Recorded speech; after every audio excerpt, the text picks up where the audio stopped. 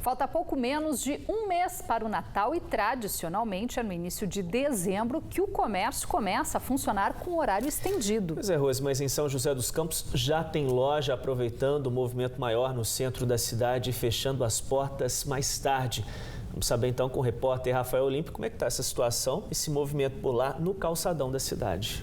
Olá, Rafael, boa noite. Bom, você que já conversou aí com alguns comerciantes, o que eles dizem? Já está valendo a pena aí fechar um pouco mais tarde? Pois é, Rose, boa noite para você, boa noite, Otávio.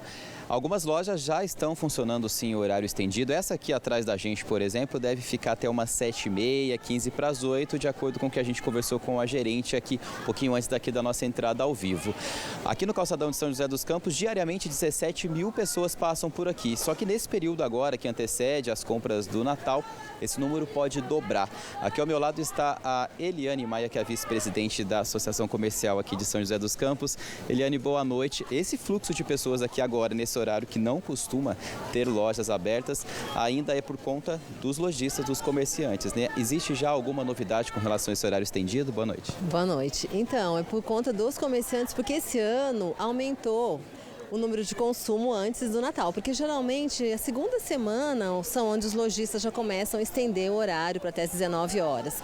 Agora, esse ano não. O consumidor já começou a antecipar suas compras de Natal e essa semana passada já começou a estender o horário para 19, 20 horas. Como é que está aí a expectativa dos comerciantes com relação a essas vendas aí de Natal? Inclusive, sexta-feira tem Black Friday, também tem o pagamento aí da primeira parcela do 13º. Pelo jeito, o pessoal já está bem animado, né? Exatamente. Inclusive, a ACI fez uma pesquisa que foi divulgada mês passado, agora nós vamos divulgar uma outra pesquisa com relação à expectativa de vendas.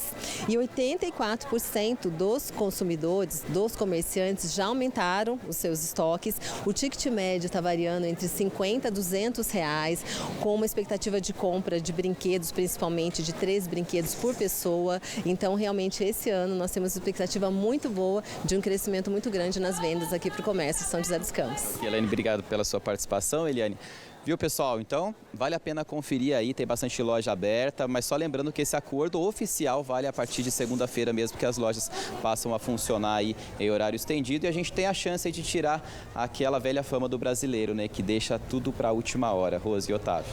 O pessoal já sai do trabalho e aproveita, né, para fazer umas comprinhas, muita gente ali com sacola na mão, quer dizer, o pessoal tá gastando, calor, né? Pois é, aproveitar o horário. Tá certo.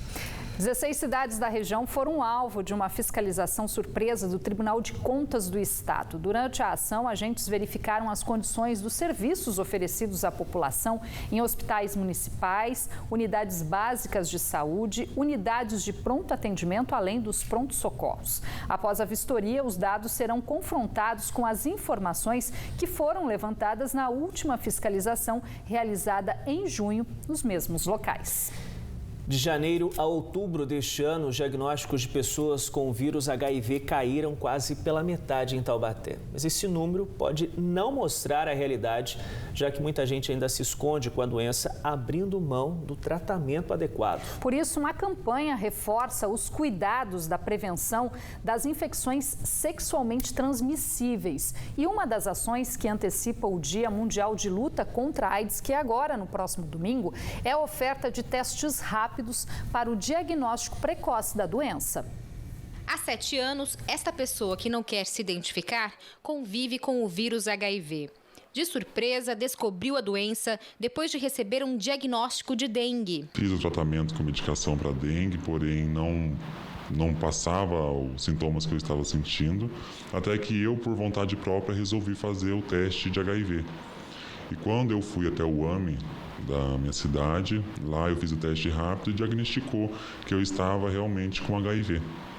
Na hora que eu recebi a notícia que falou assim, você está com HIV, tem que fazer o tratamento, aquilo dali foi um baque para mim, porque eu não imaginava que eu tinha HIV. Eu achava que eu estava realmente com dengue ou com algum outro problema de saúde, mas não imaginava ser o que era. No início, escondeu da família e acabou em um quadro de depressão. Foi parar na UTI de um hospital e ficou 15 dias em coma. Nessa época, realmente, eu fiquei entre a vida e a morte, digo mais pro lado da morte, porque eu não tinha como reverter em meu quadro clínico, tanto que foi avisado que era para comunicarem à minha família que eu tinha 72 horas de vida para eles poderem vir se despedir de mim. Então foi uma situação assim que eu parei o tratamento e aconteceu tudo isso. Porém, se eu tivesse com o meu tratamento como eu estava sendo durante todos esses anos, não teria acontecido isso. Porém, entrou o meu psicológico, a perda do meu irmão, entrou várias situações que agravaram toda essa situação. Hoje segue com o tratamento e tem apoio de parentes e amigos. A vida segue normal, mas o preconceito ainda está presente. A pessoa com HIV, ela pode namorar, ela pode ter relações sexuais, ela pode nadar, ela pode fazer corrida, ela pode bater perna por aí, pode ir na balada, pode ser feliz em qualquer outro lugar. Isso não muda em nada. E o preconceito, infelizmente, é uma coisa que a gente existe. Mas e as pessoas que têm o preconceito acabam fazendo com que os próprios portadores do HIV tenham o próprio preconceito com elas mesmas. Casos parecidos são atendidos nesta instituição em Taubaté. Aqui são 280 pacientes cadastrados e, em média, 30 atendimentos por mês. Esta psicóloga conta que é muito comum pessoas portadoras do vírus que não aceitam a doença e preferem conviver em silêncio com o HIV. Muitos acabam em depressão. A primeira coisa que passa na cabeça é a morte, né? Ou o medo de morrer pela doença, ou o suicídio com medo do que as pessoas vão pensar em relação a elas, né? Então, elas, por medo das pessoas, dos amigos, dos familiares, isolarem elas por conta da doença, né, do preconceito, elas próprias acabam se isolando. A gente tem um grupo psicológico aqui, eu faço atendimento individual, a gente tem assistente social. Então, tudo para poder informar os familiares, informar o próprio portador, né, a própria pessoa que tem o diagnóstico, do que ela tem que fazer, quem ela tem que procurar. E para frequentar a casa, ela precisa estar em tratamento também, porque não adianta vir, frequentar, utilizar dos serviços e não estar em tratamento. Então, é uma forma que a gente faz com que a pessoa esteja em tratamento. E para incentivar a população a realizar o diagnóstico precoce da doença, o Ambulatório Municipal de Infectologia de Taubaté iniciou uma campanha que segue até o dia 1º de dezembro e pretende fazer 1.500 testes rápidos na população. A gente programou, né, todo um trabalho durante a campanha Fique Sabendo, até mesmo em comemoração do dia 1º de dezembro, que é o dia de combate mundial à AIDS. Então a gente vai estar realizando o teste rápido, tanto aqui no AMI, que é o Ambulatório Municipal de Infectologia, quanto nas 40 unidades de atenção básica, com a realização de teste rápido para AIDS, para sífilis e também distribuição de folhetos explicativos, distribuição de preservativos e todo o reforço nas orientações de prevenção. O teste rápido é simples e feito na hora. O diagnóstico fica pronto em 30 minutos. De janeiro a outubro deste ano, 46 casos de pessoas com HIV/AIDS foram registrados em Taubaté, quase metade que no mesmo período de 2018, quando foram diagnosticados 90 casos. Mas apesar da queda, os números não são para comemorar. Há muitas pessoas que têm a doença e não sabem. Mas a gente olha para esse dado e fala, bom, não é a realidade que a gente verifica. Então, a nossa preocupação é o quê?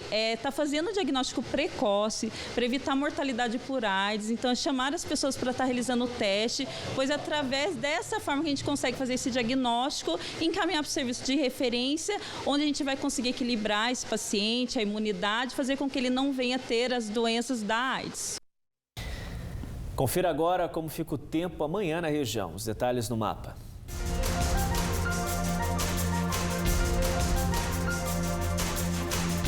Na Serra da Mantiqueira, Campos do Jordão e São Bento do Sapucaí registram mínima de 12, máxima de 24 graus. Em Jacareí e Aparecida, no Vale do Paraíba, mínima prevista de 17, máxima de 29 graus nesta quarta-feira. Cruzeiro registra máxima de 27 graus. No litoral norte, mínima de 21 e máxima de 26 graus em Ilhabela e Ubatuba. Hoje fez 29 graus em Guaratinguetá. Para amanhã, mínima de 19, máxima de 30 graus. Em São Luís do Paraitinga, faz 29 graus de máxima nesta quarta-feira.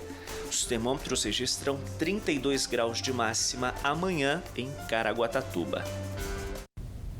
E a partir das 7h20 da noite, Eduardo Oineg e Lana Canepa te esperam no Jornal da Band com os principais fatos do Brasil e do mundo. Confira os destaques da edição de logo mais.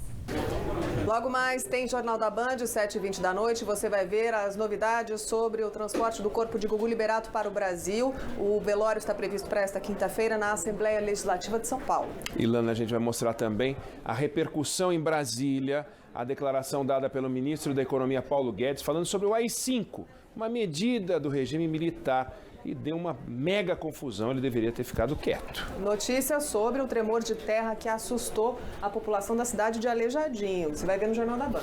E a gente conta também uma operação da polícia que desmontou uma quadrilha que desviava dinheiro da merenda escolar. Mais de 2 bilhões de reais no esquema. Os detalhes logo mais 7h20 da noite. Vem com a gente. Depois do intervalo no Band Cidade, pela Liga Paulista de Futsal, São José recebeu o Dracena na primeira partida das quartas de final da competição. E ainda, escolas de Taubaté fazem ação e promovem cortes de cabelo coletivo para doação a instituições da região que cuidam de mulheres com câncer. Agora 7h10.